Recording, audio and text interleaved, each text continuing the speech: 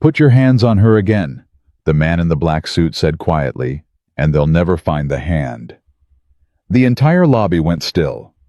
20 armed men, a hostage situation unraveling at the seams, and somehow every single one of them was looking at her. Claire Donovan hadn't come here to be noticed. She'd come in out of the rain. And now the most dangerous man in Chicago had just made her his personal business. If you've been with us from the beginning, thank you. If you're new here, welcome. Drop your city in the comments below so I can see how far this story has traveled, and make sure you're subscribed so you don't miss a single moment of what happens next. The rain had been coming down since 6. Not the soft, forgiving kind of rain that made Chicago feel romantic in the movies. The kind that came sideways off the lake and found every gap in your collar, every crack in your shoes. The kind that made you feel like the city itself was trying to push you back inside. Claire had been on her feet for 14 hours. Her scrubs were damp under her coat. Her shoulders ached in the specific bone-deep way that only came from too many hours of standing at a trauma bay, holding a life together with both hands, while everything around you tried to fall apart. She just wanted to get home. She saw the hotel awning half a block ahead, the kind of place that had a name in gold lettering and a doorman who pretended not to notice when you weren't the type of guest they were expecting. She told herself she'd duck in just long enough for the worst of the squall to pass. 5 minutes. 10 at most. She pushed through the revolving door at 9:47 p.m. By 9:49, everything had changed. She heard it before she saw it. That particular silence that doesn't happen naturally, the kind that falls over a room when everyone in it has just realized they might not walk out. 1 second the lobby was full of the low hum of a Wednesday evening, a pianist running through something soft near the bar. Heels clicking on marble, the gentle percussion of a city hotel at work. Then the side doors blew open. 4 men came through the service entrance on the east wall. 2 more through the main doors behind. The pianist stopped mid-phrase. The bartender's hand disappeared under the counter and then reappeared immediately, slowly palms out, when one of the newcomers swung toward him with something that was not a question. Claire didn't run. She didn't scream. Her body did what 14 years of training had built into it without her permission. She dropped 3 inches, shifted her weight to the balls of her feet, and started counting. 6 visible. Probably 2 more she couldn't see yet. The man nearest the revolving door was covering exits. The one heading for the front desk was the one who mattered. He was moving with purpose, which meant he had an objective, which meant this wasn't random. The elderly man beside her navy blazer hearing aids moving slowly hadn't processed what was happening yet. Claire put one hand on his elbow, steered him left toward the shadow of a support column, and kept her voice at almost nothing. "Sir, come with me. Don't look at them." He came. People usually did when your voice carried that particular frequency, the one that wasn't asking. She pressed him into the column's shadow and kept her eyes moving. The man at the front desk had a gun out now. The desk clerk, young female frozen in the way people froze when the brain couldn't reconcile what the eyes were seeing, had her hands up. The other guests in the lobby had compressed themselves against the far wall near the elevator bank. A tight cluster of expensive coats and very bad decisions in the making. 3 of them looked like they were going to bolt for the stairs. Claire could see exactly how that ended, and it wasn't well. She was doing the math without thinking about it. Exits. Angles. Distances. How many steps from her current position to the elderly man's position to the door marked "Fire Stairwell" in red on the north wall? She was building the diagram in her head, the way she'd built 1,000 of them. Triage wasn't just for bodies, it was for situations, and the first question was always the same: what can be saved, and in what order? She didn't notice the man watching her until he spoke. "I was standing in this corridor that led to the hotel's restaurant, set back from the lobby proper, partially behind the architectural pillar that separated the lounge from the main floor."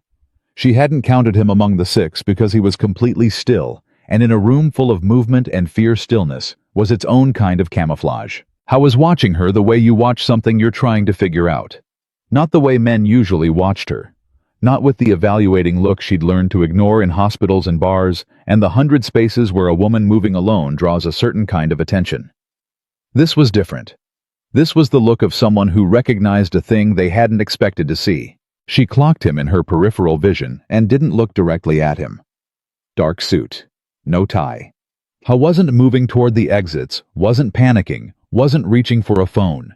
His hands were at his sides. His breathing, she could tell from across the room, was even. She filed him away and kept moving through the diagram in her head. The man at the front desk had said something to the clerk. She was shaking now, pulling at the keyboard, and Claire recognized the shape of what was being demanded, even without hearing the words, access to something.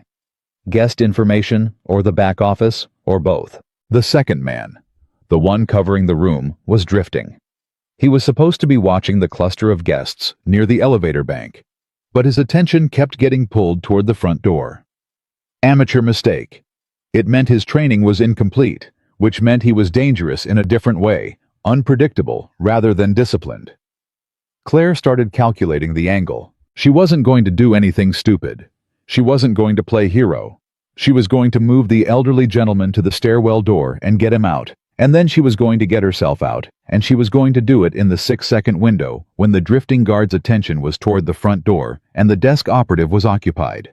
She had done harder things under worse conditions. She gave it 4 seconds, watching the rhythm of the drifting guard's attention.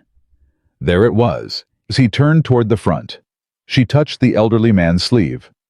On 3, we're going to walk normally toward that red sign on the north wall. Don't rush. Don't look at anyone. Just walk with me like we're heading to a conference room. Can you do that? The old man looked at her. His eyes were clear. Whatever fear he'd felt had been replaced by something more useful when she'd taken charge of him. Yes, he whispered. Good. 1, 2. The drifting guard turned back. She stopped. Held. Let the moment pass. The guard's gaze swept the room and caught her not as a threat, just as part of the furniture, which was what she wanted. His eyes moved on. She felt the elderly man's hand grip her forearm. Tighter than she expected for someone his age. 3, she said. They moved. She walked him the 17 steps to the stairwell door, without looking at anyone, without changing her pace, without doing anything that might read as wrong. She felt the guard's attention, like a physical weight sweeping the room behind her, and she held everything inside her. Absolutely level breathing, steady shoulders, loose. The way she'd held herself walking between tents in places where the wrong kind of attention was the last kind you wanted. She got him to the door, pressed it open 6 inches, warm stairwell air. Straight up, she told him. 3rd floor. Find a room with people in it and stay there. He looked at her. What about you? I'm right behind you. She was not right behind him, because when she turned back, the drifting guard had gotten less interested in the front door and more interested in the cluster of guests near the elevator bank. And one of those guests, a young woman in a hotel uniform, who was probably an employee caught on a bathroom break rather than a guest at all, was starting to cry in that particular compressed, suffocated way that sometimes preceded something louder, something that would change the temperature of the entire room. Claire moved before the calculation finished. She crossed the lobby in 10 steps, put herself between the young woman and the guard's line of sight, and said in the absolutely ordinary voice of someone explaining something boring, Hey, look at me. What's your name? The young woman looked up. Anya. Anya. Good. Listen to me. I need you to breathe through your nose. In for 4, out for 4.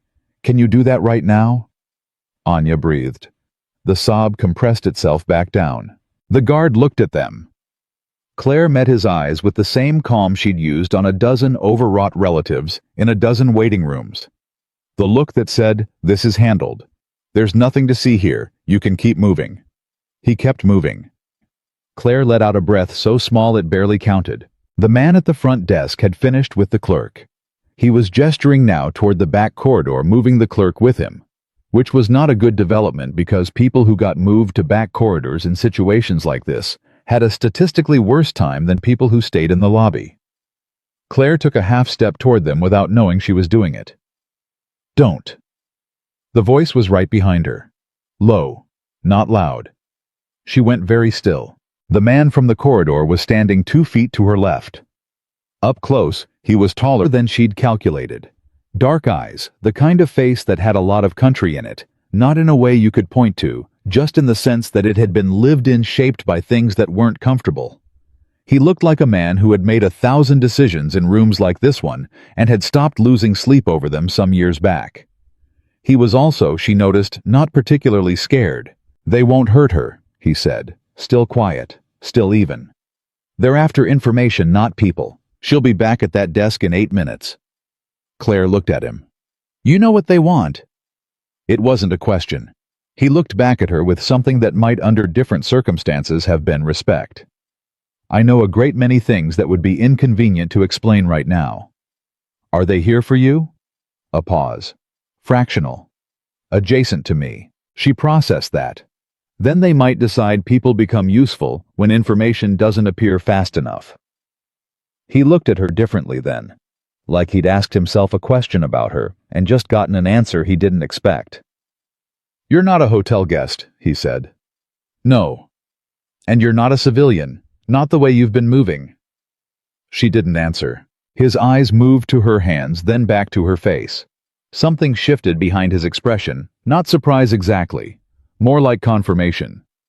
"There are 2 more in the kitchen," he said, "and a driver outside on the north side. They came prepared for resistance. They didn't come prepared for—" He glanced at her with something that was almost dry. "A variable." Claire looked at the front desk. The clerk and the operative had disappeared through the back corridor. The drifting guard had tightened up, consolidating toward the center of the lobby. "Someone needs to go after her," Claire said. "Someone does," he agreed. "And you're going to do what exactly?" He looked at her. She had the distinct impression that not many people asked him that question in that tone. "What I do," he said, "is make a phone call, and in approximately 4 minutes, this situation resolves itself." 4 minutes is a long time. "It is," he said. "Which is why I'd prefer you stayed close to me and stopped moving toward men with guns." She looked at him steadily. "I was getting Anya calm before she got us all killed." Another fractional pause. "Her name is Anya," he said half to himself. "She told me." How was quiet for a moment. Then he took out his phone, unhurried like a man checking a dinner reservation, and made a call that lasted exactly 11 seconds. He said 4 words she couldn't parse and hung up. The next 4 minutes were the longest of her recent life. She stood near the column, watching the room, doing the constant work of the diagram update, recalculate, adjust. Anya had gotten herself under control and was now sitting on the floor near the wall with 2 other guests, which was tactically better than standing. The cluster near the elevator bank had stopped threatening to bolt. The guards had a rhythm now, which was worse in some ways and better in others, worse because they were more attentive, better because rhythm was predictable. The man with the phone stood beside her and said almost nothing. Once when the guard near the door shifted position, he put a hand briefly on her arm. "Just pressure, just wait." And she registered without surprise that she didn't shake it off. At 3 minutes and 40 seconds, the side door opened again. Different men, this time. 4 of them moving with the particular economy of people who knew the exact dimensions of what they were walking into. No raised voices. No theatrical aggression. Just the quiet, competent work of a situation being taken apart at its seams. In 90 seconds, it was over. The original 6 were no longer a problem. The clerk emerged from the back corridor rattled, but physically intact, exactly as he'd predicted. The cluster near the elevator bank started breathing again.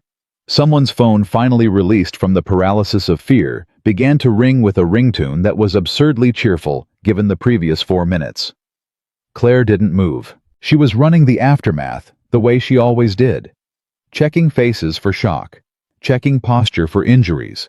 Her eyes doing automatic triage of everyone in her visual range. Old habit. She couldn't turn it off.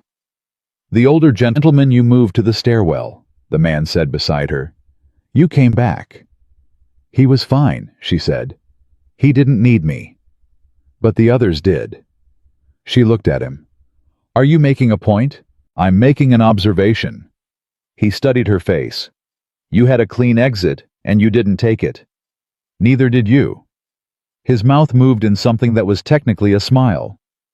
"I had reasons to stay." "So did I." You don't even know these people. That's not a criterion I've ever found particularly useful, she said. I was quiet for a moment.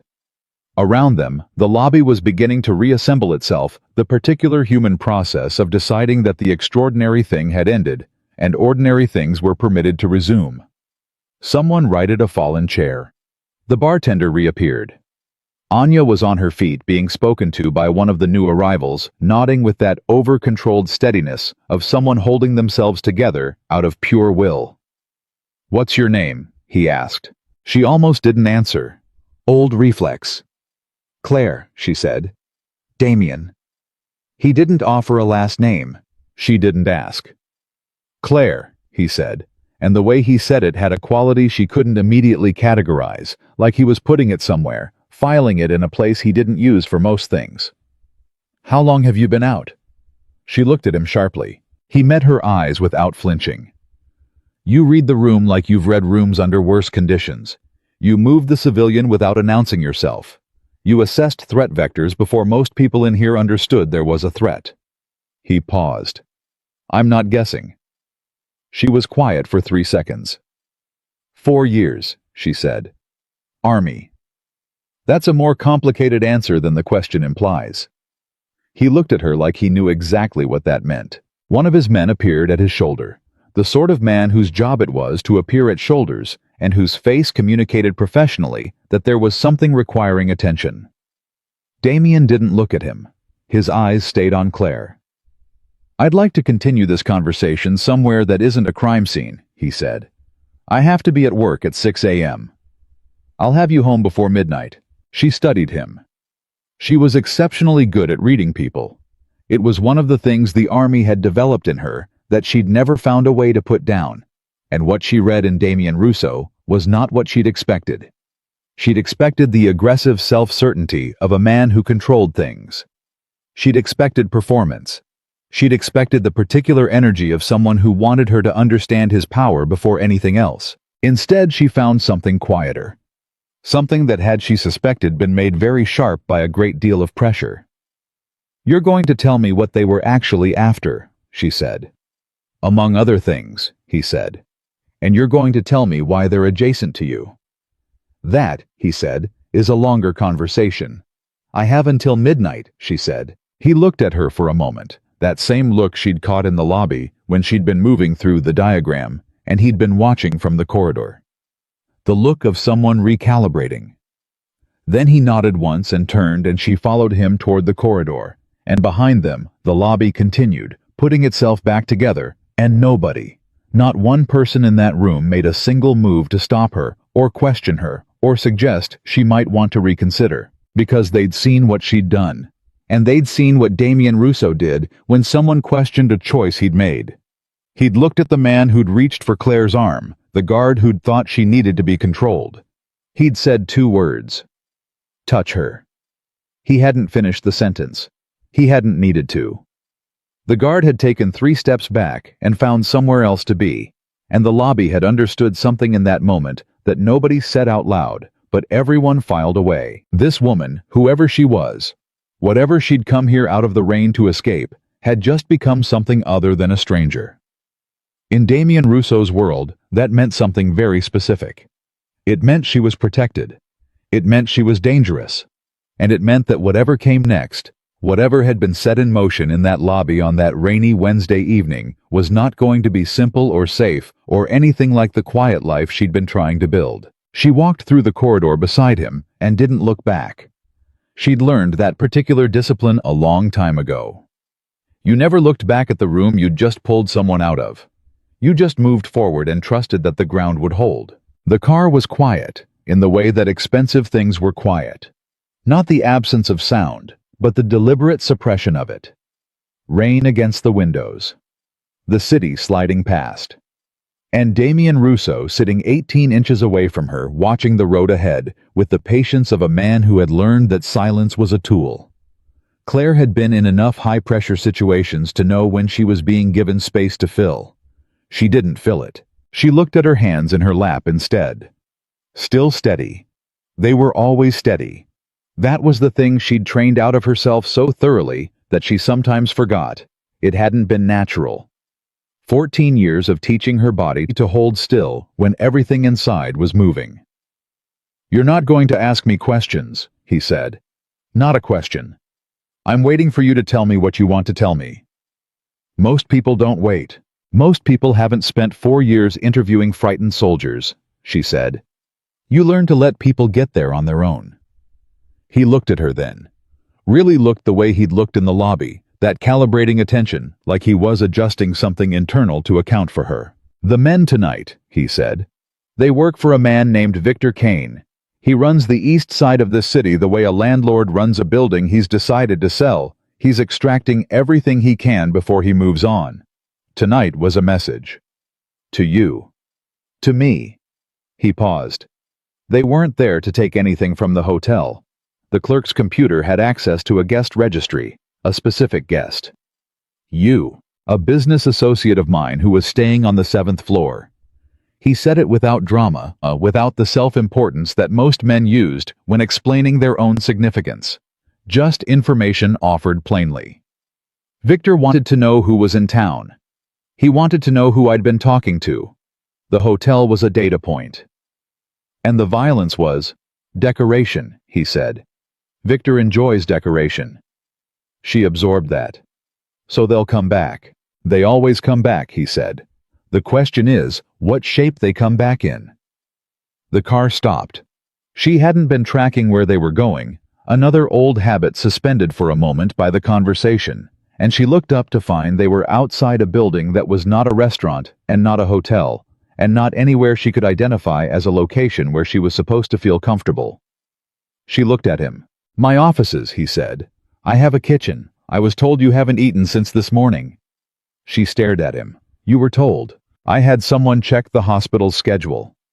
He said it the way other people said I looked it up online, with the complete absence of embarrassment that came from never having been in a situation where that particular capability required justification.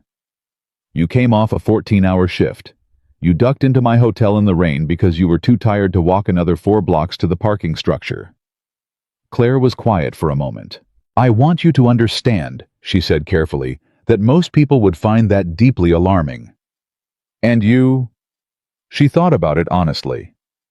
"I'm reserving judgment." Something moved behind his eyes that might in a different man have been amusement.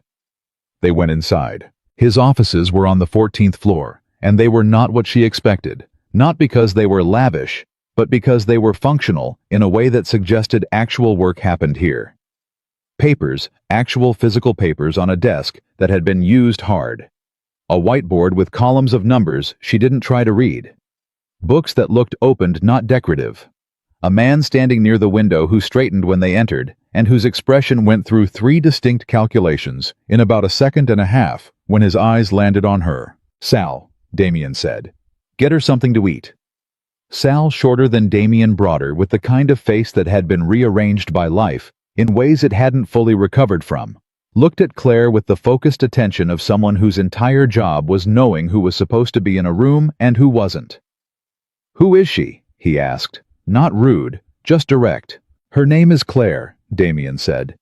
She pulled an elderly guest to cover and kept 3 people from panicking badly enough to get themselves shot. Then she talked a young woman down from a breakdown while a guard was 4 feet away. Sal looked at her longer. "What do you do?" "ER nurse," she said. "Huh."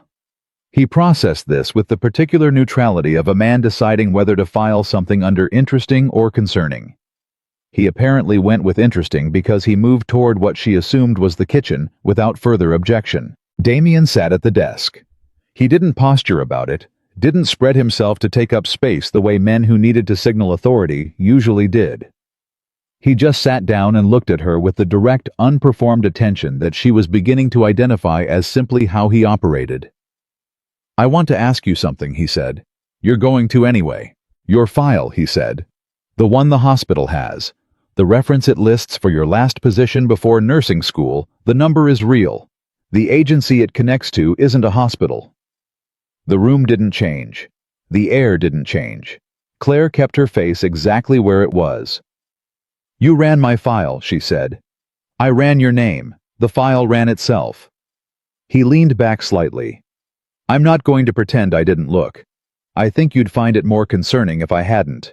What I find concerning, she said evenly, is that you think having access to federal-level employment records is a casual thing to mention over dinner. I think, he said, that you already knew I wasn't an ordinary man when you chose to get in the car. She held his eyes. He was right, and they both knew it, and the only question left was whether she was going to perform offense or skip to the part where they actually talked. She sat down. What do you want to know? She said. Nothing you don't want to tell me. He said it simply. I brought it up because I want you to know I'm not operating blind. Not about you. I'd rather you know what I know than have you surprised by it later. Later implies there's going to be a later. There's going to be a later, he said. Not arrogant. Just certain in the way that people who had correctly predicted enough outcomes became certain. Victor isn't going to stop because tonight failed. And you were there tonight, which means he may already know you exist. The sentence landed the way he'd probably intended it to, not as a threat, but as a fact delivered without softening, because softening it would have been its own kind of condescension. Sal reappeared with a plate. She didn't look at it. She was looking at Damien. You're telling me I'm a liability, she said. I'm telling you you may have become one without choosing to. And your solution to that is what exactly keep me in your orbit so you can manage the exposure. My solution, he said, is to be honest with you. What you do with that is your decision. Sal set the plate down near her. She glanced at it. Real food, not the kind you got from a building with a concierge, but the kind someone had actually cooked, simple and warm and smelling like someone's grandmother's kitchen. She looked it up at Sal. Did you make this? He looked mildly offended. My wife made it. She sends food with me because she thinks I don't eat. Do you? Not usually. He pulled a chair to the side of the room and sat in it with the settled permanence of a man who had been in this particular room for many years. You want to tell me who she is? This was aimed at Damien. She was at the hotel, Damien said. I know she was at the hotel. Angelo told me what she did at the hotel. Sal looked at Claire with something that had moved from evaluation to something warmer and less comfortable. He said you walked a man out of a hostage situation like you were showing him to his table. He was scared, she said. People who are scared need a direction. I gave him one. And the girl, the one who was going to cry, same principle. She picked up a fork. Fear is loud.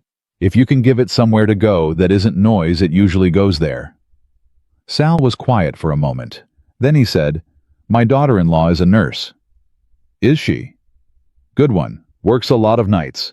He paused. She doesn't walk through hostage situations on the way home, though. First time for everything, Claire said. Sal looked at Damien. Something passed between them that Claire couldn't fully read, some long-established shorthand of two people who had been in each other's company through things that created that kind of language. Then Sal nodded once minimally and looked back at his phone. She ate. Damien watched her in the way he watched most things, not rudely, just steadily, with the quality of attention that she suspected he applied to most problems. She found somewhat to her own irritation that she didn't mind it. Tell me about Victor Kane, she said. You want to know your exposure. I want to know what I walked into. She looked up. You said he already knows I exist. How quickly does that become a problem? Damien was quiet for a moment, not evasive thinking. Victor collects information the way other people collect leverage. If he knows you were at the hotel and you interfered with his operation, he'll want to understand you before he decides what you are. Threat or asset? Or irrelevance? Which would be the best outcome? And the odds on irrelevance? Another pause. Lower than I'd like. She set down the fork. Because of what's in my file.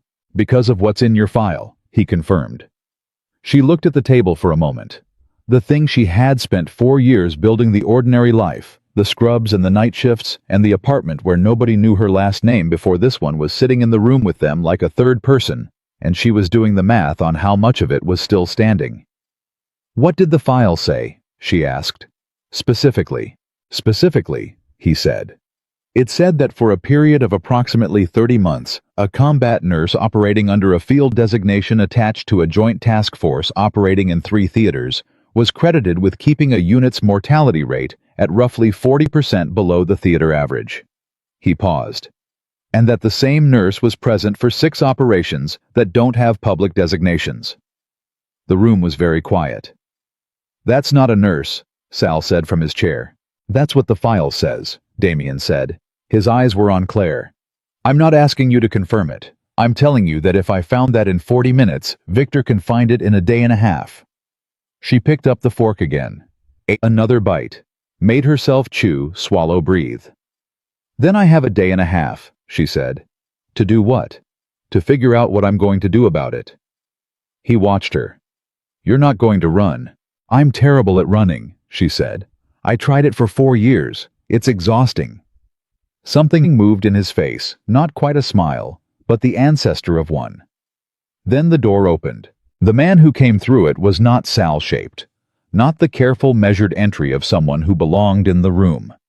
He moved fast, and he was holding his left side, and when the light caught his face, Claire saw it immediately. The pallor, the jaw set against pain, the shallow breathing that meant the normal breath was costing too much. "Marco." Damien was on his feet. "It's handled," Marco said. And the way he said "it's handled" was the way people said things when they were using words to stop other words from happening. "Took a graze on the way out. It's fine." It was not fine. Claire was already moving. She crossed the room before anyone had finished processing what was happening. She got to Marco, put one hand on his shoulder to stop his forward motion, and said, "Sit down," in the voice. He stopped. People always stopped. "I don't need." "Sit down," she said again. Same tone. Not louder, just cleaner. He sat. She got her hand to his side, not asking permission, just working the way she worked efficiently and without drama, the way she'd worked in places where there wasn't time for introductions. She assessed through his shirt before she moved it aside, and what she found when she did was not a graze. "This isn't a graze," she said.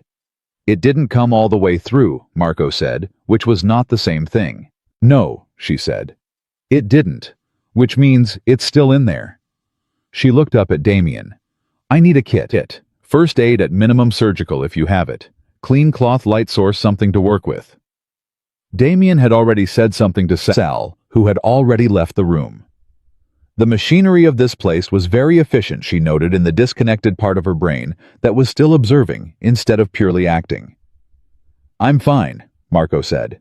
"You have a fragment in your lateral oblique that is 3 inches from your renal artery," she said.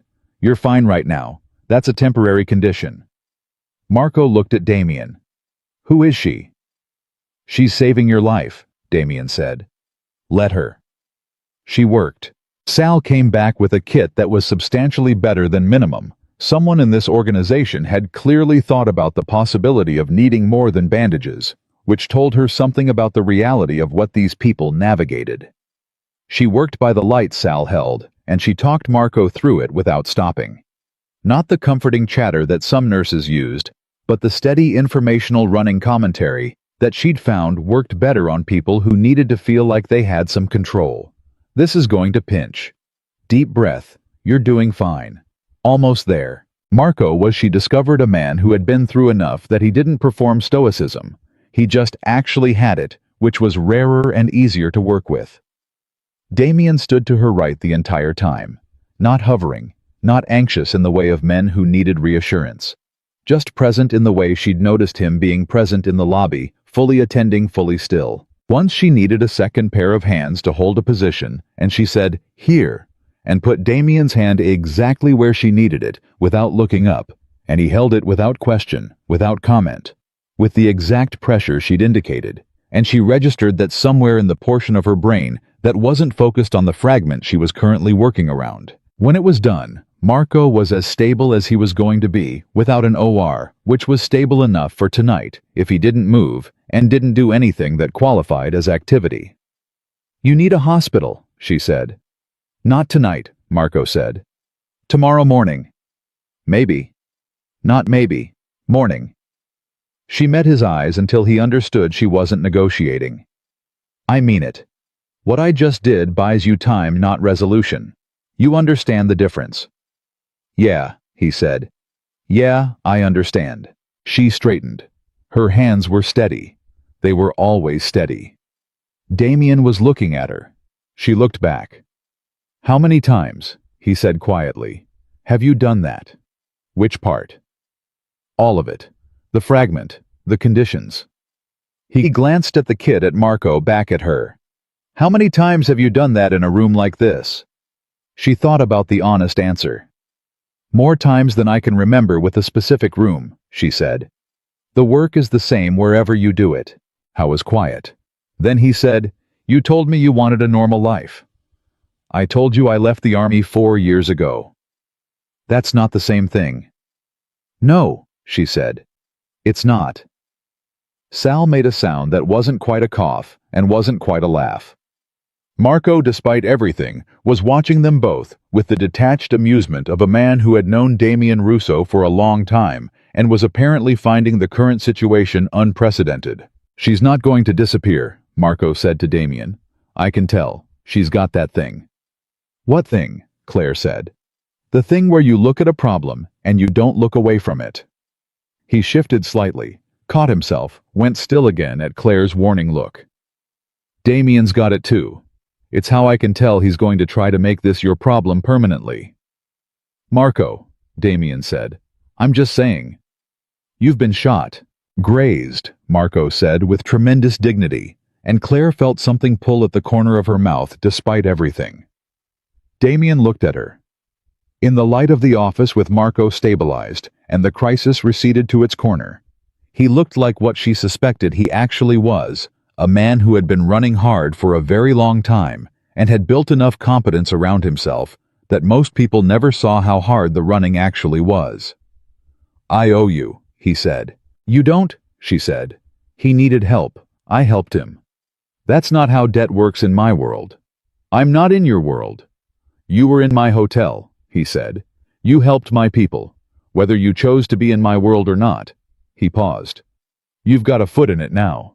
She held his eyes. "I want it very clearly understood," she said, "that I make my own decisions about where I go, what I do, and who I help." "Understood," he said, without hesitation, without the reflexive pushback she'd half expected. She picked up her coat from where she'd dropped it when she'd started working on Marco. "I have to be at work at 6. I'll have a car take you. I can get a cab. At this hour from this neighborhood after the night you've had," he said, "you'll take the car." She looked at him. He looked back. Neither of them was going to win this one on argument. They both probably knew that, so she picked the battle that mattered. "Fine," she said. "The car." She was almost to the door when he said her name. "Claire." She stopped. Didn't turn all the way. Just enough. "Victor knows about tonight," Damien said. "He'll know by morning who else was in that lobby. I want you to be careful." She stood in the doorway for a moment. "I've been careful for 4 years," she said. "It mostly works." She left without looking back. In the car on the way home, she stared at the city going past, and she let herself feel for exactly the length of a red light on Michigan Avenue, the full weight of what the evening had been. The lobby. The elderly man. Anya and her compressed, suffocated crying. Marco and the fragment that wasn't a graze. Damien's hands holding exactly where she'd put them with exactly the pressure she'd asked for without a single question. The light changed. She put the weight back where she kept it and looked at the road ahead. Her phone buzzed. Unknown number. She looked at it. The text said, "We know what you are. We know what you did. Be very careful who you stand next to Claire. Some people are worth dying for. He isn't." She read it twice. Then she put the phone face down on the seat and looked out the window. Victor Kane, she thought, apparently moved faster than a day and a half. She didn't sleep. She told herself she would changed out of the Scrubs-made tea. She didn't drink, sat on the edge of her bed, and looked at the wall. The way she'd looked at walls in a dozen different countries when the shift was over, but the body hadn't gotten the message yet. The text sat on her phone like something with weight. She hadn't deleted it. She hadn't responded to it. She'd screenshotted it and set the phone face down on the nightstand, and then spent 3 hours cataloging every decision she'd made in the last 6 hours, and whether any of them could be unmade. None of them could. That was the thing about the kind of nights that changed things. You didn't get to decide afterward that you hadn't been there. The elderly man had been moved. Marco's fragment had been removed. Damien Russo had her first name and apparently already had everything else, and Victor Kane had her phone number and apparently had everything he needed to use it.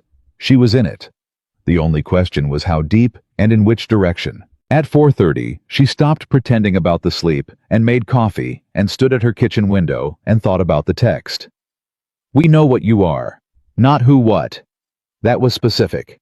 That was someone telling her they'd accessed the same layer of her file that Damien had accessed, or a layer deeper, and they wanted her to know it. The message wasn't a threat exactly. It was an invitation to be afraid. She'd been afraid before. She knew what it felt like, and she knew what it was for, and she knew that the only thing fear was useful for was information. It told you where the real danger was, and then you used that information, and then you moved. She got to the hospital at 5:58. By 6:15, she was in the middle of a multi-vehicle accident intake, and the text had moved to the part of her brain where she put things that needed processing later, which was a part of her brain that had a great deal of material in it and very good organizational systems. She worked. She was good at working. She was better at working than she was at almost anything else, which had been true for so long that she'd stopped thinking of it as compensation and started thinking of it as just who she was. She moved through the trauma bay with the economy of motion that came from years of doing the same work in spaces that were substantially less forgiving than this one.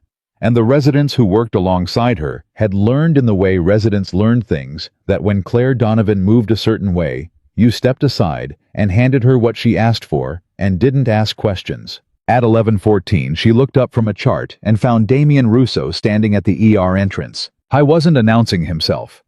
He was just there in the way he'd been in the hotel corridor, completely still, not performing the act of waiting, just existing in the space with a patience that most people didn't have. He was in a different suit from the night before. He looked like he hadn't slept either, but he looked like a man who had decided not to sleep and was at peace with the decision, rather than a man who had lost the fight against wakefulness. She handed the chart to the resident beside her. "Give me 10 minutes, she said, and the resident nodded in the focused way of someone who had learned not to ask. She met Damien near the door away from the desk. "You got the text," he said. Not a question. "Last night. How did you know?" "Because he sent one to Sal this morning," he said. "Victor's telling us he's made you. He wants us to know he's made you." "So it's a message to you," she said. "Not just to me. It's both." His eyes moved to her face with that steady attention she was starting to recognize as simply how he processed things completely, without looking away from the parts that were uncomfortable. "He's telling me that anyone I bring close becomes a target. He's telling you that you've already been categorized." "As what?" "As mine," Damien said. The words sat between them for a moment. "I'm not yours," she said. "I know that," he said. "Victor doesn't particularly care about the distinction." She looked at him. "What do you need from me?" "I need to know how much Victor knows about what's in your file," he said. "Not the surface is what I found. I need to know if there are operational details that could be used to locate people you served with, identify missions that have civilian implications, or create leverage over anyone currently active." She held his eyes. He was asking something that required a specific kind of trust, and he knew it, and he was asking it directly, instead of sideways, which she credited him for. "Why?" she said. "Because if Victor has operational details, he's not using them just against you. He's building a package, something he can sell or deploy." He paused. "I need to know what's in the package." She thought for 3 seconds. "I need to make a call," she said. "Who to?" "Someone who can tell me what's been accessed and from where." She looked at him steadily. "Do you have a problem with me making that call?" "No," he said, without hesitation. "Make the call." She made the call on her break, standing in the stairwell with the door closed, the way she'd made calls in 100 stairwells and 100 supply corridors and every other marginal space that was technically private. The number rang 4 times before it picked up, which meant the person on the other end had seen the caller ID and was deciding. Claire. The voice was female flat and carrying the specific exhaustion of someone who worked a job that didn't have hours. I was wondering when you'd call. Someone accessed my file, Claire said. The deep layer, not the surface. I know. How long have you known? 3 days. A pause. It was a sophisticated pull, not a hack and authorized access through a contractor channel that shouldn't have had clearance. We've been tracing it. Victor Kane, Claire said. Silence on the other end. A different kind of silence than before, the kind that meant something was being recalibrated. Where did you get that name? The voice said. I've been having an interesting week, Claire said. What did he access? Your field designation, your theater assignments, your unit attachments. Another pause, and this one was heavy. And the operation designations for 4 of the 6 black ops you were attached to. Claire's hand tightened on the phone. Which 4? She said. The voice told her. She closed her eyes for exactly 1 second, then opened them. One of those operations has 3 people currently undercover, she said. Active. I know, the voice said quietly. Claire, we're working on it. But if this information gets to anyone who can parse what it means. I understand what it means, she said. I'll handle my end. Your end, the voice said, and the exhaustion had shifted into something sharper. What exactly is your end, Claire? Because our monitoring shows you're currently in a hospital in Chicago, and you spent last night in the office building of Damien Russo. Your monitoring shows that fast. When someone accesses a flagged file, we watch everything adjacent to it. The voice paused. He's not someone you should be adjacent to. He's not what you think he is, Claire said, and then caught herself because she wasn't sure why she'd said it, and the voice on the other end apparently caught it too. Claire. I know, she said. I'll be careful. Being careful is not. I know, she said again. I'll call you tonight. She hung up. She stood in the stairwell for 30 seconds and did the math that the call had just made necessary. 4 operation designations. 3 active undercover personnel. Victor Kane had the designations, and if he had anyone with the right background to decode what those designations meant, what they implied about personnel, about timing, about the specific nature of the infiltration. Then, 3 people she had never met, but who had worked the same wars she had worked, were in a different kind of danger than they'd been in this morning. She went back to the ER and finished her shift. At 3 p.m., she met Damien in a coffee shop 2 blocks from the hospital, because meeting at his office 2 nights in a row felt like a pattern she should interrupt, and she wasn't ready to have this conversation at her own apartment. She told him what she'd told the voice, the 4 designations, the 3 active personnel, the nature of the exposure. She watched him take it in. He didn't perform the act of processing, he just processed, which meant she watched his face go very still, and his eyes track something internal for about 15 seconds, and then he came back. He's not going to use it immediately, Damien said. How do you know? Because Victor doesn't use leverage when he gets it. He holds it. He turned his coffee cup once on the saucer.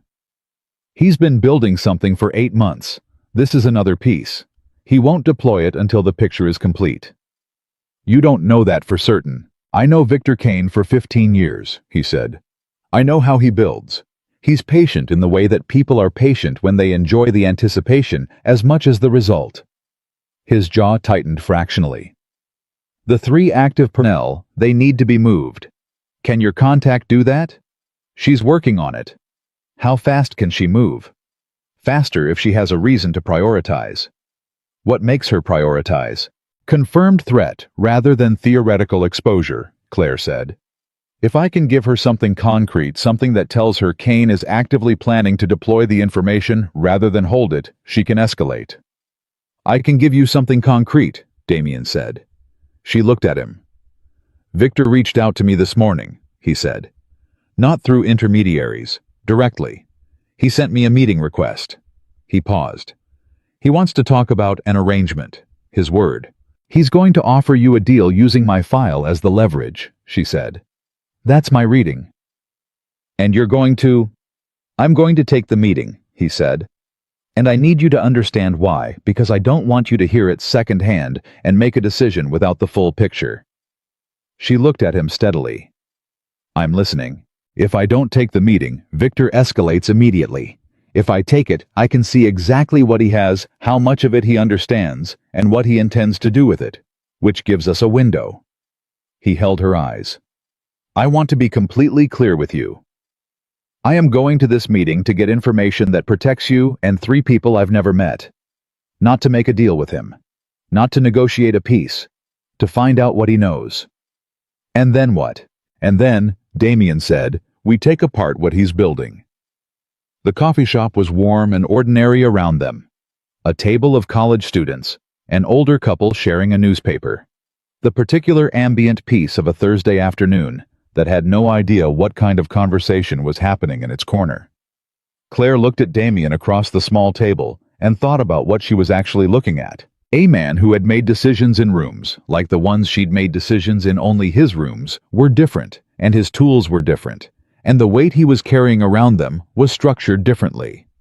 But the way he stayed level, when things tipped the way he thought before he spoke, the way he looked at what was actually in front of him, rather than what he wished was in front of him, that she recognized. I want to be there, she said. No, not at the meeting. I'm not stupid. But I want to be close enough that if something comes out of that meeting that requires immediate action, I can take it. He looked at her for a long moment. You mean if he deploys before the meeting ends? If Victor Kane is who you say he is, she said, then he's not meeting with you to negotiate. He's meeting with you to demonstrate. He's going to show you what he has. And if showing you doesn't get the result he wants, he moves immediately. She held his eyes. I want to be close enough to respond. To respond, Damien said. Meaning what exactly? Meaning my contact can push the relocation order through in under 2 hours, if I'm standing in front of something concrete, she said. But she needs me available, and she needs the confirmation fast. He was quiet. Then he said, You'd be putting yourself in his line of sight. I'm already in his line of sight. He texted me last night to tell me so. There's a difference between being in someone's awareness and being physically proximate to Damien. She said his name the way she said things when she needed someone to stop talking and hear her. He stopped. I know the difference. I've navigated the difference in a lot of places. Let me make the call on my own safety. He looked at her. Something moved in his face, not capitulation, something more considered than that. He was actually thinking about what she'd said, actually running it, rather than defaulting to the protective response. You stay 2 blocks away, he said finally. In a car. With Sal. With Sal, she said. He'll argue with you, Damien said. He argues with everyone. That's fine, she said. I argue back. He looked at her with that fractional ancestral smile expression. I know, he said. The meeting was set for the following evening. She spent the rest of Thursday and all of Friday morning working her hospital shifts, moving through the clean and knowable work of the ER, and in the background, she ran everything she knew about Victor Kane through every framework she had for understanding how people built power and why. She called her contact twice.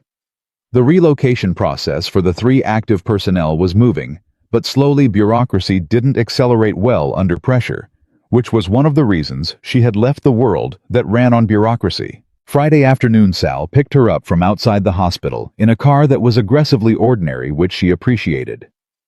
He drove in silence for about 4 minutes. Then he said, You know he doesn't do this. Do what? Explain himself. Sal kept his eyes on the road. To anyone. Ever. What he told you in the coffee shop yesterday, the part about why he was taking the meeting, the full picture, Damien doesn't do that. She looked at the side of his face. How long have you known him? 22 years, Sal said. Since he was 23 and I was 30, and we were both in a situation that was substantially worse than last Wednesday. A pause.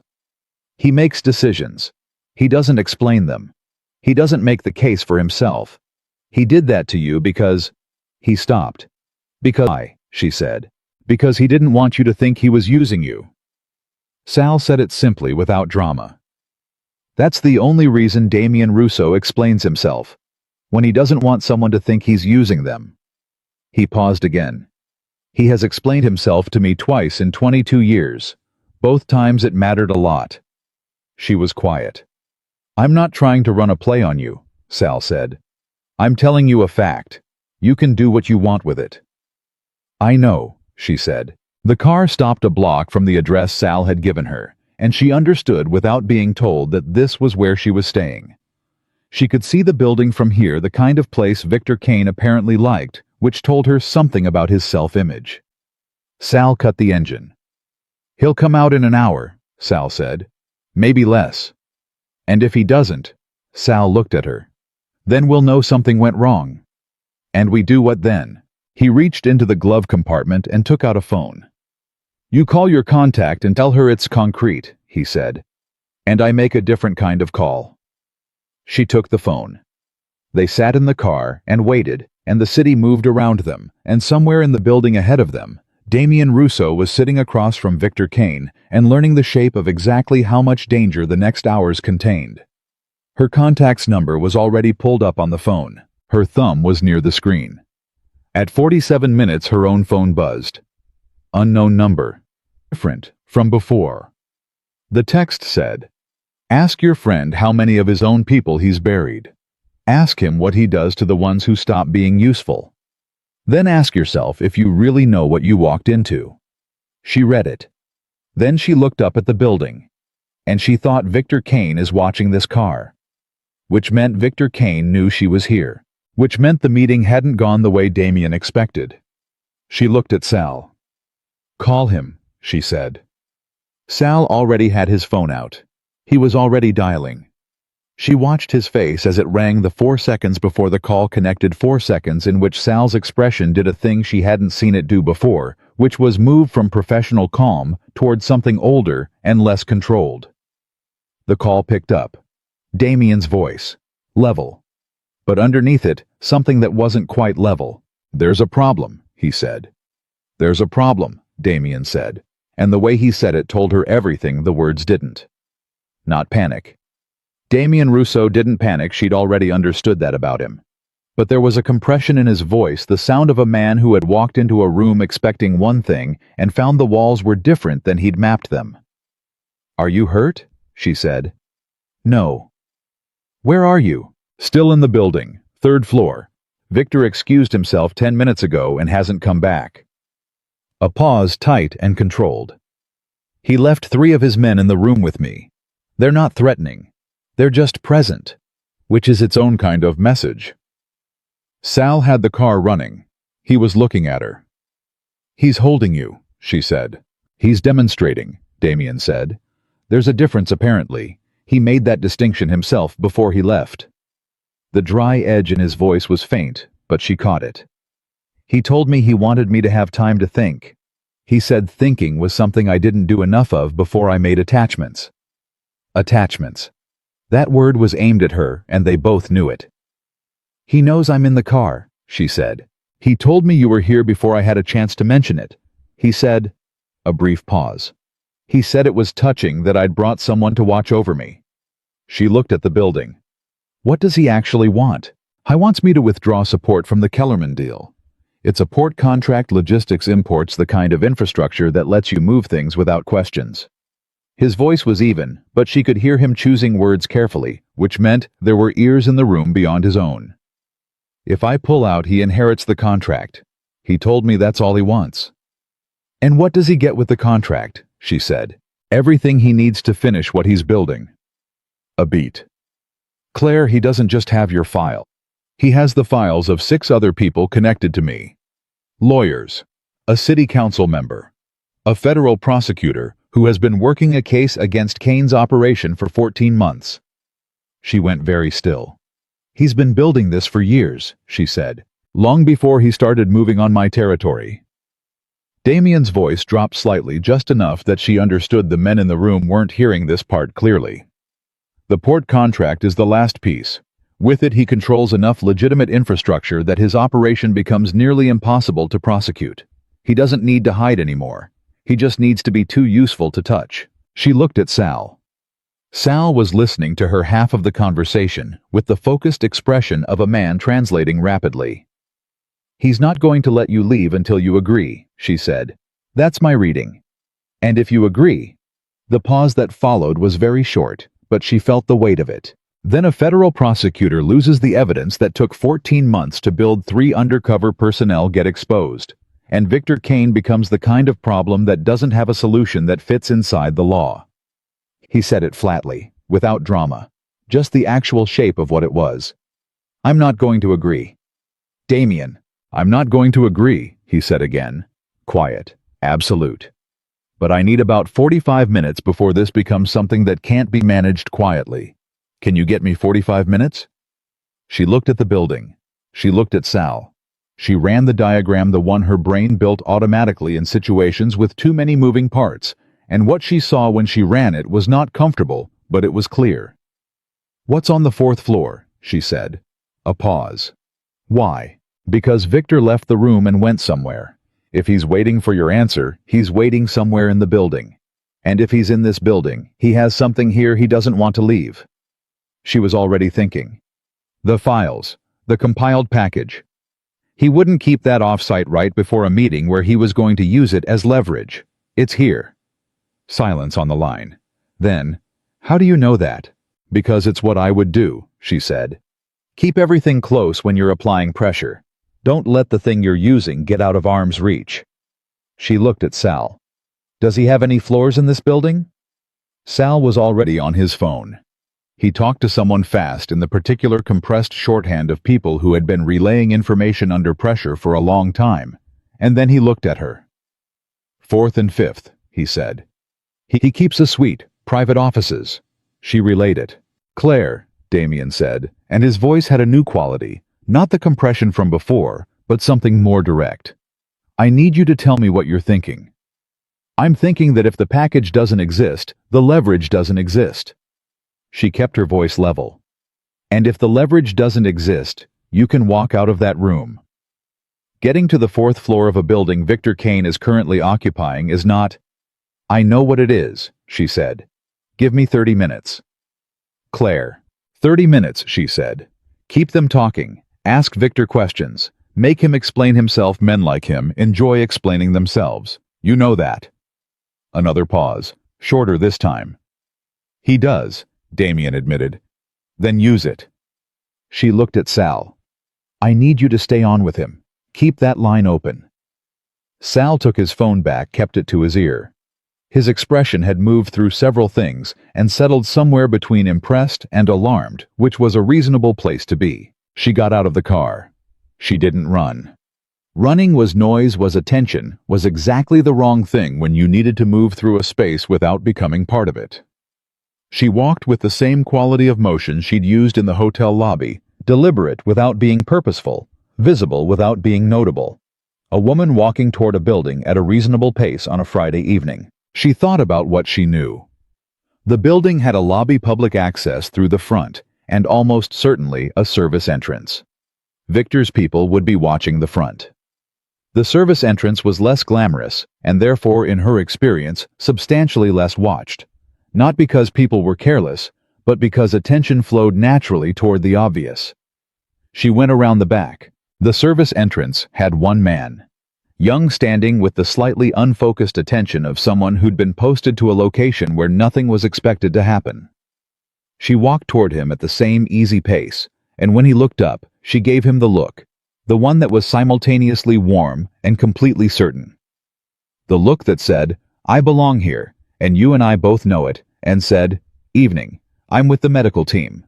Someone reported a cardiac concern on 4. He looked at her. She was in her street clothes, not scrubs, which was a problem, except that she kept her hospital ID clipped to her jacket pocket.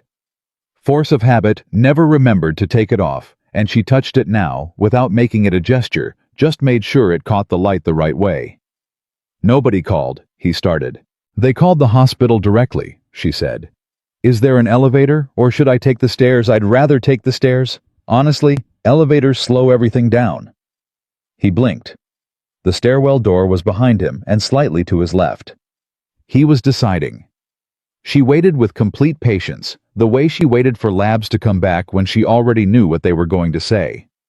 He stepped aside. "Thank you," she said, and went through the door. The stairs were 2 flights. She took them without hurrying, listening for movement above and below, hearing nothing that concerned her. Her heart was doing something faster than usual, but her hands were steady. They were always steady, and she used the 20 seconds of climbing to finish the diagram. 4th floor. Victor's private offices. He would have people at minimum 2, probably 3. The package itself would be on a device, or in physical form, or both. What she needed was not the package itself exactly. She needed confirmation of what was in it.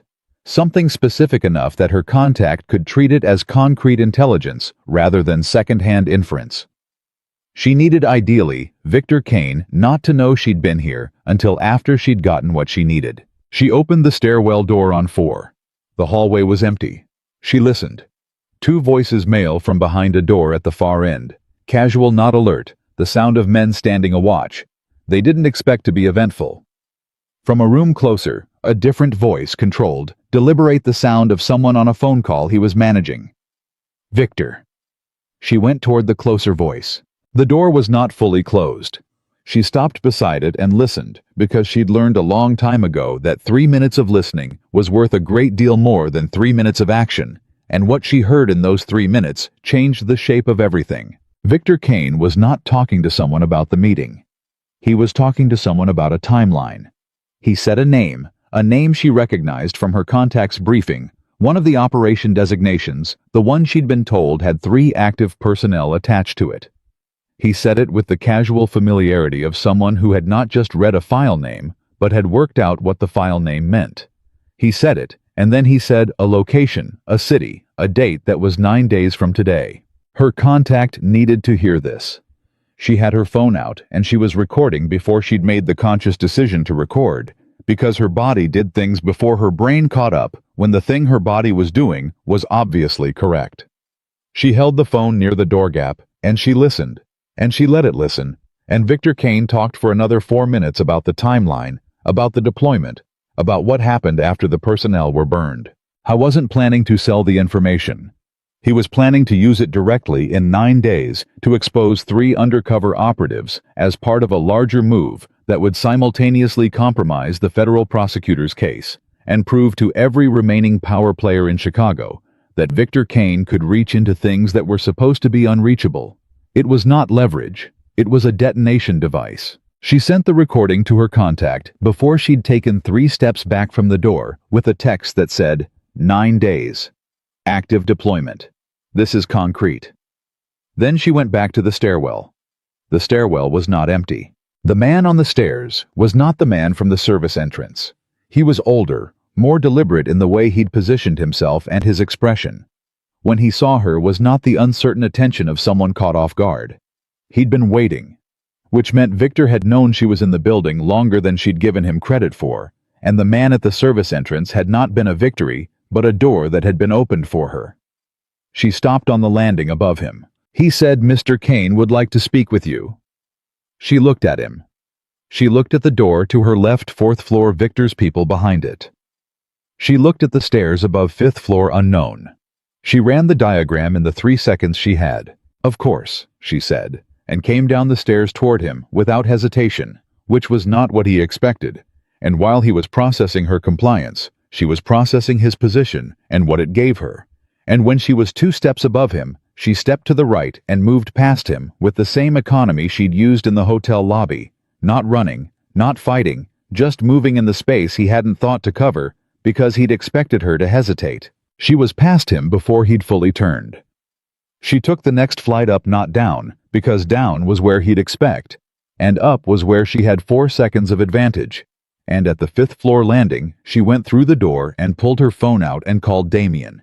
He picked up in 1 ring. "I need you to end the meeting," she said. "Right now. Tell Victor you need air. Tell him anything. Get out of that room and go down to the lobby and out the front door." "What happened?" "I have the recording. My contact is already processing it. Victor is 9 days from a full deployment, not leverage, actual exposure of active personnel." She was moving down the hallway, assessing. He was never going to use your agreement as a condition for stopping. He was going to get your agreement and then deploy anyway. The meeting was to keep you contained while his people moved into position. A beat of silence. "He used me as a distraction," Damien said. Flat. Something underneath it that was not anger exactly, but was the ancestor of anger. "He tried to," she said. "Damien, the lobby, now. I have 3 of his men in the room with me. They're not going to stop you walking out a door. They're not authorized for that if you're compliant. If you agree to the deal right now, he thinks he has what he needs. The compliance keeps you cooperative long enough for the timeline to run." She stopped at a window, looked out, oriented herself. "If you agree, just the words, just enough to walk out, you're not bound by it." "I don't agree to things I intend to break," he said. She felt something shift in her chest that she didn't have time to examine. "Then tell them you need to consult with someone. Tell them you need an hour. Walk out the door." Silence. 4 seconds. "There's a man in the stairwell," he said, "between my floor and the lobby." "I may have created that problem," she said. "I'm sorry." "Don't apologize," he said. And something in his voice was different, not the compression from before, something more open, something that came from a different place. "Can you get to the lobby before me?" "If I move now." "Move now," he said. She moved. The 5th floor had a secondary staircase at the far end. She'd spotted the exit sign when she'd come through the door, and she took it, and it led out on the 2nd floor. And the 2nd floor had an elevator bank, and she took the elevator because the stairs were compromised. And sometimes the obvious choice was obvious for good reasons. The lobby was open and ordinary, and she walked through it and out the front door and stood on the sidewalk with her heart doing the fast, hard thing and her hands completely still. Sal's car was across the street. He'd moved it. She got in. "He's coming out," she said. "I know," Sal said. "He told me." He looked at her. His face was doing the complicated thing again, the thing that moved between impressed and alarmed, and had now added something that might have been something warmer. "You went in." "I went in," she confirmed. "By yourself." "There wasn't time to assemble a committee," she said. Sal looked at her for a long moment. Then he shook his head in a way that wasn't negative, more like a man adjusting to information that didn't fit his existing categories. "My daughter-in-law," he said, "definitely cannot do this." The building doors opened, and Damien walked out. He came across the street without rushing, got in the back of the car, and the door hadn't fully closed before he looked at her with the full weight of his attention. She handed him her phone. The recording was cued. He listened to 45 seconds of it, then stopped it. His jaw was doing something tight and controlled. 9 days, he said. "My contact is moving the relocation order now. She has enough to escalate." She looked at him. "Victor's going to know I was in that building within the hour." "I know." "Which changes your timeline." "It changes several things," he said. He looked at her steadily. "Are you all right?" The question landed unexpectedly. Not because it was surprising that he asked it, but because of how he asked it. Not, "Are you functional? Are you operational? Did you get compromised?" Just, "Are you all right?" "Yes," she said. "You went into a building controlled by Victor Kane," he said. "Alone, without backup, after he'd already demonstrated that he knew you were watching." "I had 45 minutes and a clear objective," she said. "I worked with worse conditions. I know you did." He looked at her, and she saw in his face something that she recognized because she'd felt it herself. The particular unwelcome sensation of being afraid for someone else. The kind of fear that was worse than ordinary fear, because you had no control over its object.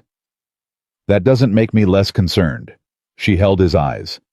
"The 3 personnel are going to make it out," she said. "Because I went in." "I know." "Then it was worth it." "I know that too," he said. "I'm not arguing with the outcome. I'm telling you." He stopped, started again differently. "I'm telling you that when Sal told me you'd gone into the building, there was about 30 seconds where I had difficulty thinking about anything else." The car was quiet. Sal, she noticed, was driving with the focused attention of a man who was not listening to the conversation in the back seat, which meant he absolutely was. "You barely know me," she said. "I know enough," Damien said. Simple, no performance in it. She looked at the city going past outside. She thought about the text Victor had sent her. Ask yourself if you really know what you walked into. And she thought about Sal in the coffee shop, saying he didn't want you to think he was using you. And she thought about the 30 months of her life that the file described, but couldn't explain the weight of all those decisions. The faces of the people she'd gotten out, and the faces of the ones she hadn't, and how she'd spent 4 years trying to put enough distance between herself and all of it to breathe. Victor's not finished, she said. No, Damien agreed. He's going to move faster now. He knows the recording exists and that my contact has it. He's going to try to get ahead of the relocation. 7 days instead of 9, Damien said. Probably less. She nodded. We need to find what else he has. Not just my file, the prosecutor, the council member. If he deploys everything at once, he causes enough chaos that no single agency can respond coherently, Damien said. I know. I've been thinking about it since I was sitting in that room listening to him explain himself. She looked at him. What did he say? He said that the difference between a powerful man and a temporary one was the ability to make himself necessary. His voice was level. He said he'd spent 15 years making himself impossible to remove, and that the last piece was making himself impossible to prosecute. A pause. He mentioned you specifically. He said a woman who could walk into a combat zone and keep her hand steady was either an asset or a problem, and that I had 48 hours to decide which I thought she was. She sat with that for a moment. What did you tell him? Damien looked at her. I told him she'd already decided that for herself, he said, and that I didn't make that category of decision for the people around me. She felt something move in her chest again, that same displacement she'd noticed before, and still didn't have a name for. He didn't like that answer, she said. No, Damien said. He didn't. Her phone buzzed. Her contact. She read the text. Read it again. The relocation order cleared, she said. All 3 personnel. They're moving within the hour. Sal exhaled from the front seat, a sound that had relief in it, and didn't try to hide the fact. Damien looked at her. Something in his face had changed, not dramatically, not the way faces changed in films when the big moment arrived.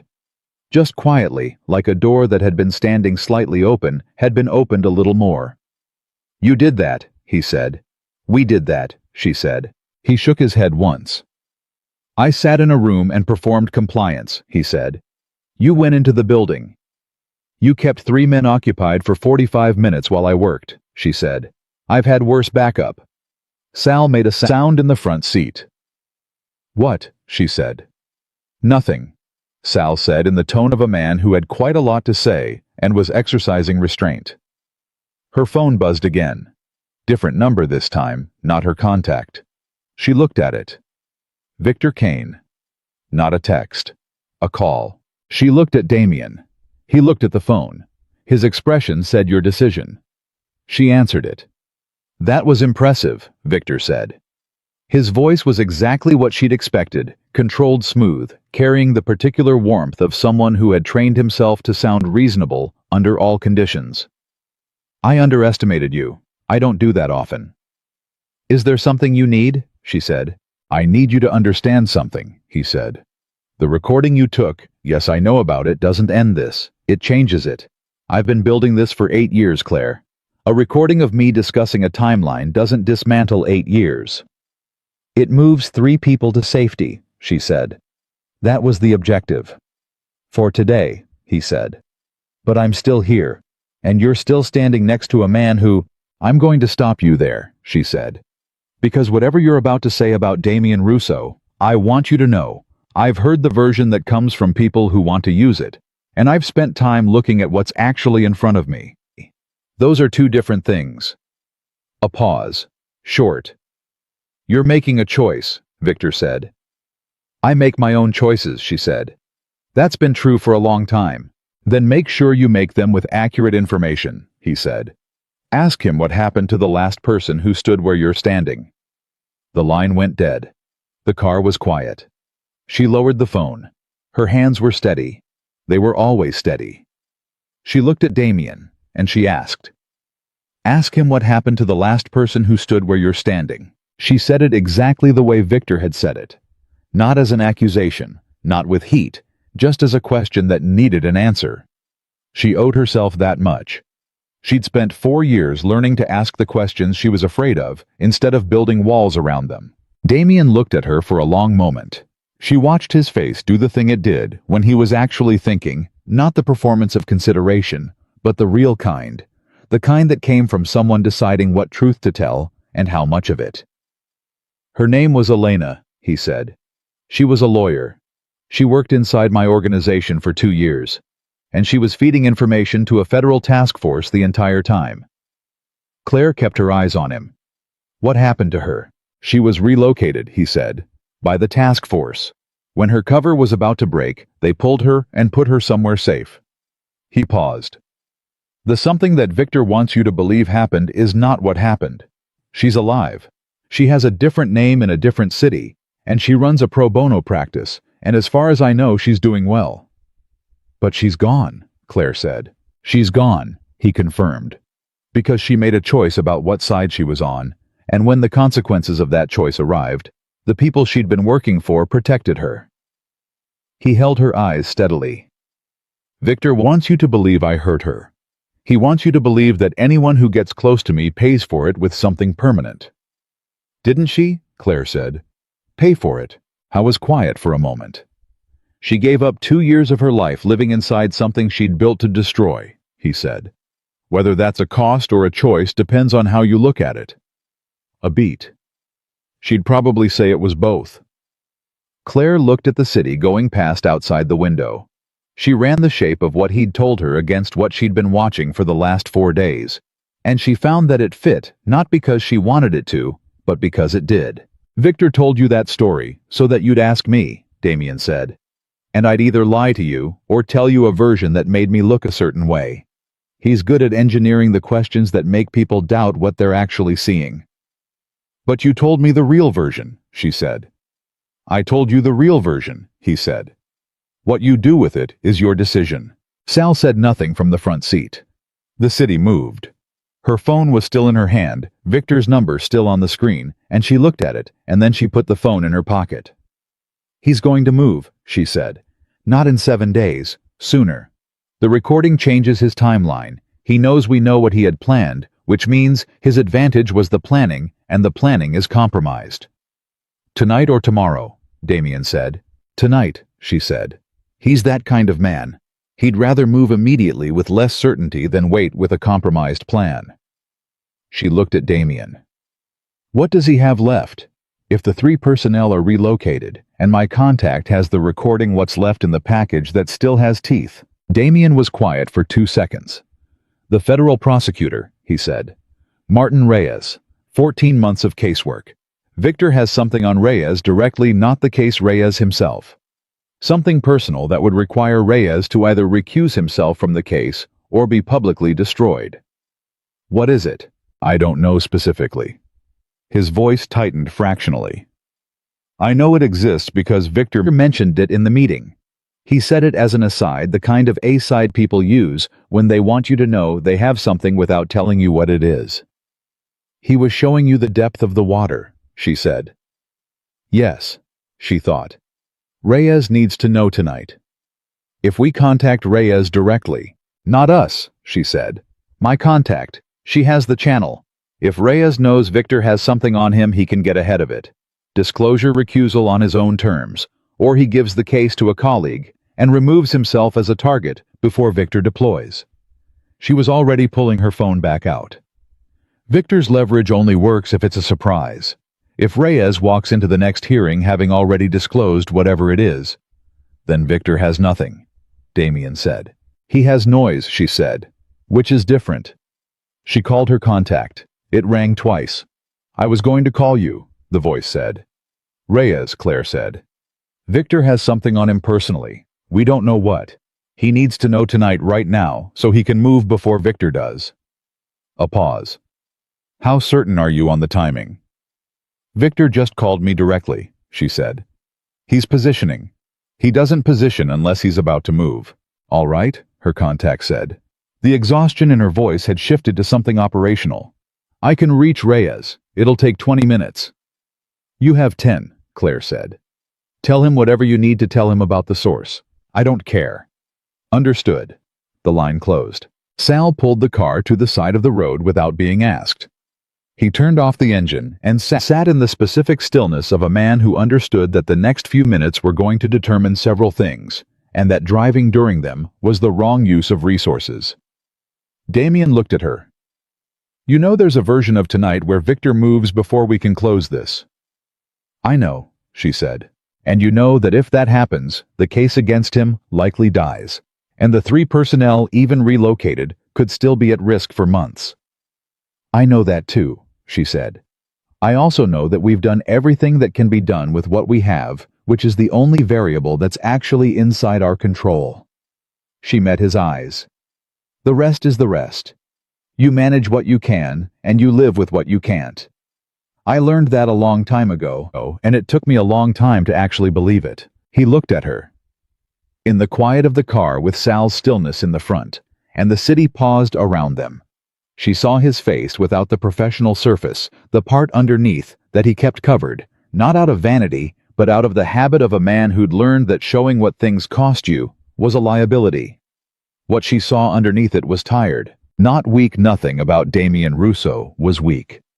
But tired the way people were tired when they'd been running a long race and had gotten good enough at running it that they'd forgotten to ask themselves why they were running, or whether the destination was still what they'd thought it was when they started. She recognized it because she'd been wearing that same tired for 4 years. Victor said something else in that meeting, Damien said, before he left the room. She waited. He said that the difference between the two of us was that he'd never made the mistake of needing anyone. His voice was even. He said it like it was a strength. It's not, she said. No. Damien agreed. It's not. He looked at the window, then back at her. My father used to say that the problem with building walls high enough to keep everything out was that you eventually ran out of room to move inside them. A pause. I thought for a long time he was talking about the business. How wasn't, she said. No, Damien said. He wasn't. Her phone rang. Her contact. She answered immediately. Reyes has been reached, the voice said. He's filing a voluntary disclosure in the morning. Whatever Victor has on him, Reyes is getting ahead of it. His words were, a brief pause. I was wondering when this would surface. Claire closed her eyes for 1 second. The case stays. The case stays. He's transferring primary to his deputy, which insulates it from any challenge based on his personal situation, and the evidence package is being duplicated and placed with 2 additional agencies tonight. The voice paused. You moved fast. Victor moves faster, Claire said. Did we beat him? Reyes made the call 11 minutes before Victor's attorney contacted the court, requesting an emergency disclosure hearing for tomorrow morning. A pause that had something in it she hadn't heard from this woman before, which was something that might have been genuine. Yes, Claire, you beat him. She lowered the phone. Sal turned around in the front seat and looked at her. His face was doing something uncomplicated and human. Well, he said. The case holds, she said. Sal put both hands over his face and made a sound that was not words. Damien was looking at her with an expression she didn't have a clean name for something built from several things at once. Relief and something older and less nameable underneath it. Reyes got there first, she said. Victor's attorney tried to file 11 minutes after Reyes had already disclosed. The leverage is gone. He still has the port contract, Damien said. He still has the port contract, she agreed. But he has it without the infrastructure he needed to make it untouchable. Without the case collapsing, without the undercover personnel, burned, without personal leverage on the prosecutor. The contract is just a contract. Useful, but not a fortress. He'll rebuild, Damien said. People like Victor always rebuild, she said. But rebuilding takes time, and time is what the people working against him needed. She looked at him steadily. This was never about destroying him tonight. It was about stopping what he'd built from being deployed. We stopped it. Damien was quiet for a moment. Then he said, What happens to you? What do you mean? Your file, your name. Victor still has it. He looked at her. He's going to be angry. Angry and methodical is when Victor Kane is most dangerous. She'd been thinking about this for the last 20 minutes, and she'd arrived at the same place she arrived at every time she thought about it, which was that the thing she'd been trying to protect, the quiet, contained, unremarkable life, was not the thing she thought she'd been protecting. She'd been protecting distance. From everything.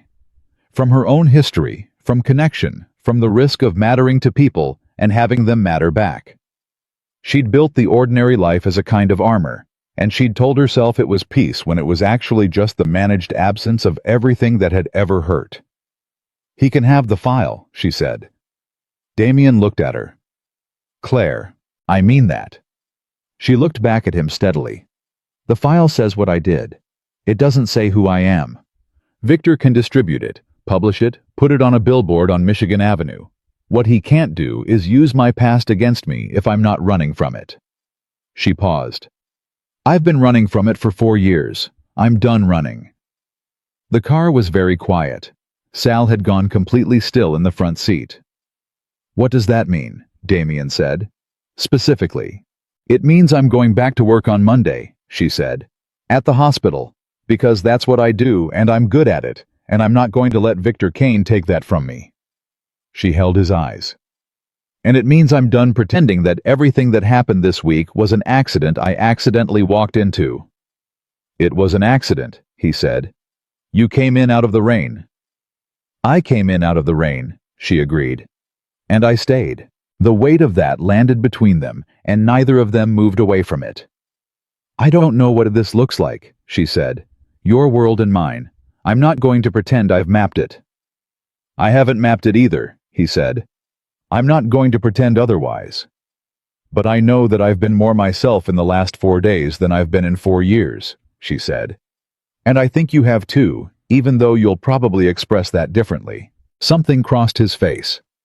"More precisely," he said.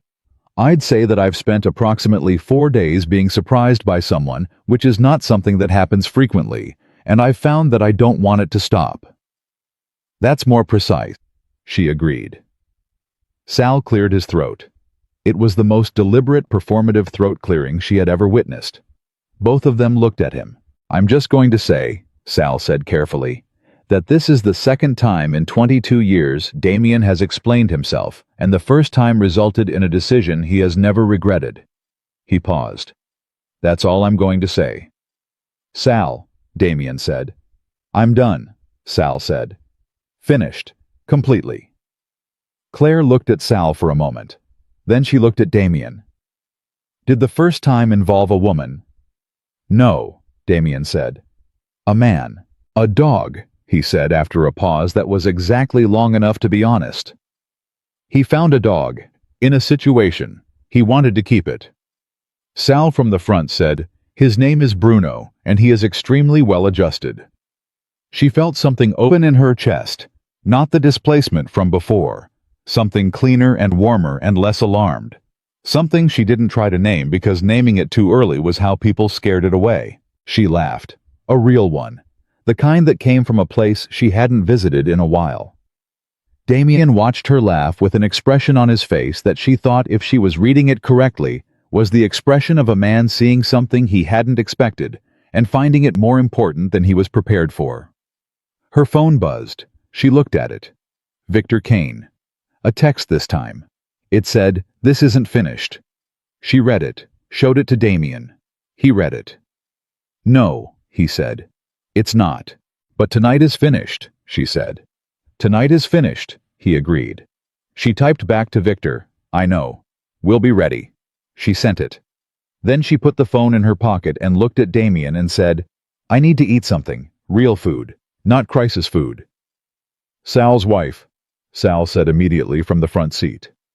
"We're not going to your wife's house at 11 p.m., Damien said. "She would love it," Sal said. "She made extra. She always makes extra. She has been making extra for 22 years, on the theory that I'll eventually bring someone interesting home, and she is not wrong." Claire looked at Damien. Damien looked at the ceiling of the car in the manner of a man requesting patience from a universe that was not providing it. "Call her," Claire said to Sal. "Absolutely not.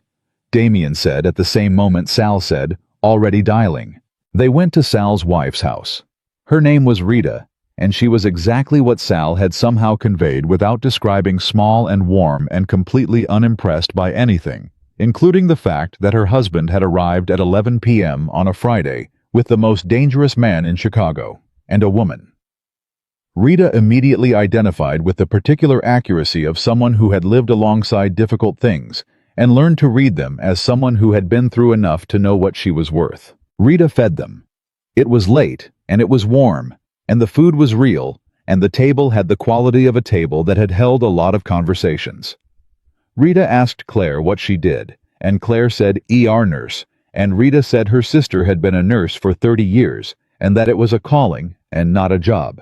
And Claire said yes, that was exactly right, and something in her settled. Damien sat at a table in someone's home and ate food that someone had made because they made extra on the chance that it would be needed.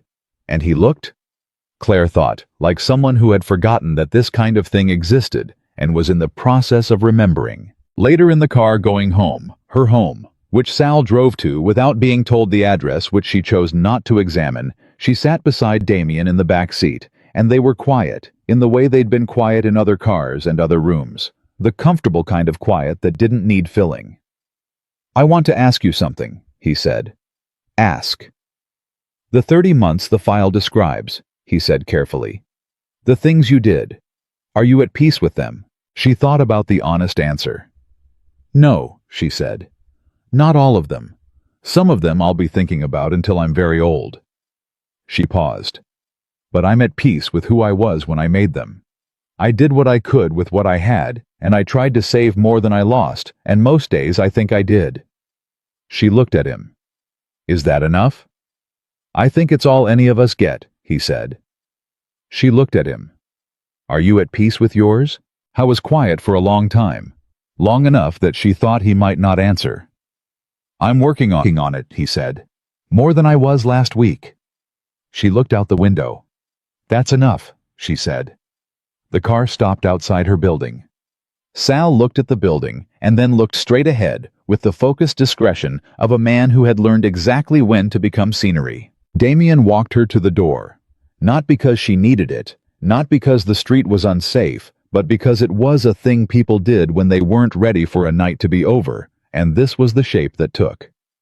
At the door she turned around. "Victor said this isn't finished," she said.